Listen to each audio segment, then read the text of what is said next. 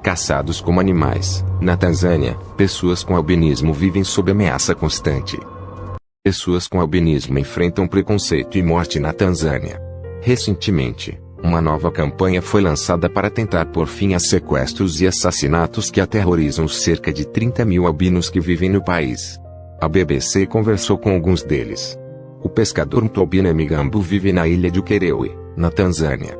Situada a 3 horas de distância de Mwanza, segunda maior cidade do país, a ilha remota já foi tida como um santuário para albinos, mas hoje a situação mudou.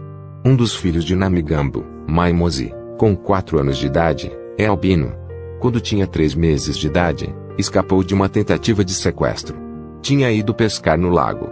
Minha esposa e as crianças estavam sozinhas na casa quando foram atacadas, contou o pai.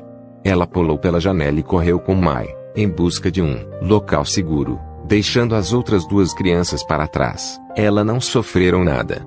Os agressores estavam à procura de Mai, diz a esposa do pescador. Meu marido estava fora pescando e eles sabiam disso. Por isso vieram. Após eu pular pela janela, eles ainda vieram atrás de mim e eu gritei por socorro. Só desistiram quando eu acordei os vizinhos.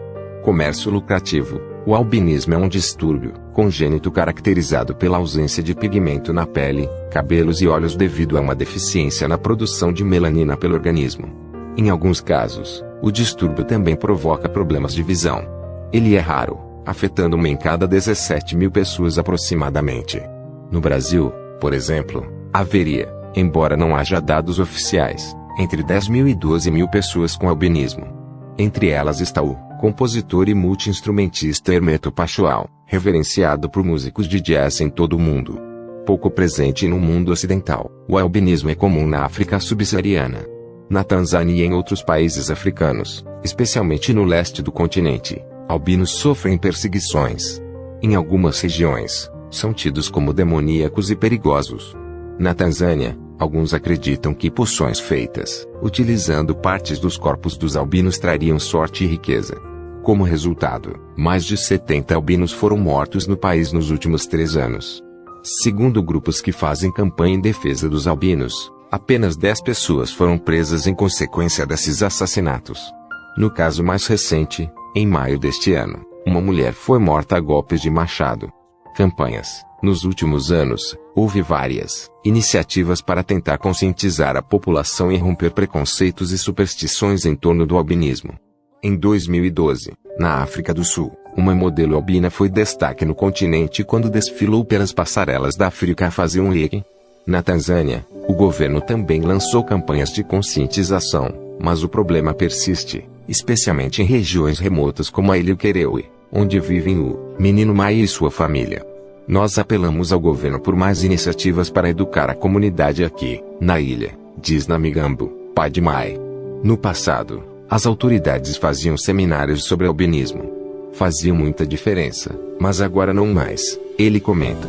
A ONG Underti Samsung, em tradução livre, sob o mesmo sol, que atua junto à população albina da ilha, diz que o lugar não é tão seguro como alguns imaginam. Alfred Kapoli, presidente da sucursal regional da Tanzania Albinism Society, nativo da ilha, foi obrigado a fugir para Mwanza. Ele é um dos primeiros albinos cujo caso chegou aos tribunais após um líder local ter tentado matá-lo para ficar com seu cabelo, diz Vicky Ntetema, diretora da ONG Underti Samsung. Ntetema explica que esse tipo de experiência é comum entre albinos no país.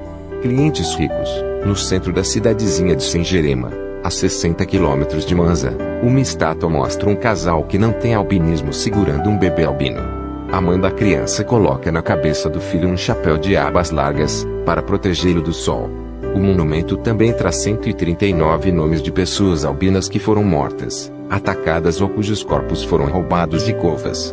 Um representante da Sociedade de Albinos de Sengerema, Masaka Benedict, disse à BBC que mesmo pessoas com certo nível educacional acreditam que partes dos corpos dos albinos podem trazer riqueza. Se isso é verdade, por que não somos ricos? Ele pergunta. E acrescenta, pessoas importantes estão por trás do comércio da morte. É por isso que pouquíssimas foram presas, acusadas ou condenadas, ele diz. Como poderia um pobre oferecer os $10 mil por um pedaço de um cadáver? Os envolvidos são empresários e políticos. A polícia, por sua vez, diz que faz o que pode. São casos complicados porque a maioria dos incidentes ocorre em regiões remotas onde não há eletricidade, por exemplo, diz o chefe de polícia de Manza, Valentino Mlowola. Isso dificulta a identificação dos infratores durante a noite. Investigamos cada caso e cada alegação, mas não é simples. Apesar das dificuldades, ativistas persistem na luta para combater o preconceito e a ignorância.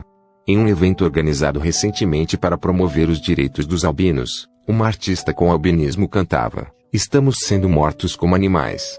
Por favor, reze por nós."